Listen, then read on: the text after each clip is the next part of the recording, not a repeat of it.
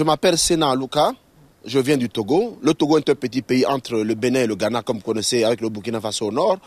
Je suis là en Norvège, précisément pour envoyer un message très important aux populations de Norvège, mais aussi à vous qui avez la chance de m'écouter et de me suivre aujourd'hui sur Facebook, sur YouTube.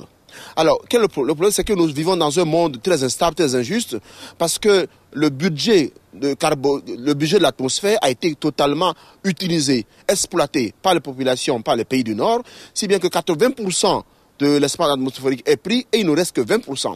Maintenant, dans ces 20%, ils veulent encore tout faire pour transférer la charge, le devoir de réparation aux pays du Sud, donc aux pays dits du Sud, des pays en développement. Et ceci se fait à travers plusieurs raisons, à travers plusieurs façons. Numéro 1, ils mettent sur la table les fausses solutions, les grands barrages, le génie génétique, le marché du carbone, etc., etc., pour montrer que voilà les solutions. Or, celles-là ne sont pas durables et ne vont même pas marcher. Deuxième fausse piste qui sème la confusion, c'est que ces pays ne veulent pas s'engager dans des réductions chiffrées d'émissions de carbone.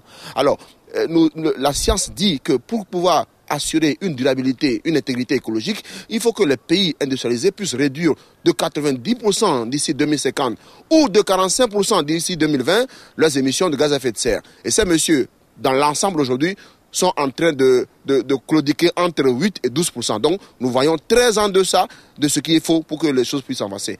Et troisièmement, ils essaient de faire un jeu très intelligent en accusant les autres pays comme quoi la Chine, l'Inde, les pays émergents comme quoi eux aussi doivent pouvoir mettre des chiffres sur la table. Et l'autre situation pour laquelle nous demandons justice climatique, c'est que nos champs de développement aujourd'hui sont concrètement, nos champs de développement aujourd'hui sont tout à fait menacés. Nos chances de vivre, d'avoir accès à un toit décent, d'avoir accès à un travail, accès à l'eau, à l'alimentation, sont tout en fait aujourd'hui mises en menace. Pourquoi ? Par rapport au mode de production et de consommation non durable imposé ou en pratique aujourd'hui dans le monde développé. Alors, il est important que nous puissions suivre une nouvelle logique qui donne une dimension humaine au marché. Il faut changer complètement le mécanisme du marché parce que tel qu'il est actuellement appliqué, le capitalisme, la société de consommation, ce n'est pas durable et ça n'arrange personne.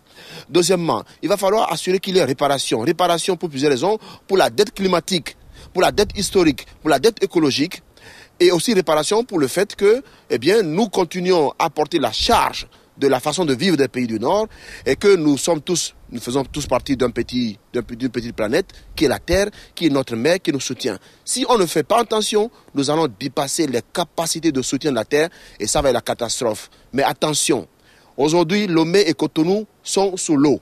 Nous prenons de la pirogue pour aller au service à Cotonou. Et c'est dommage.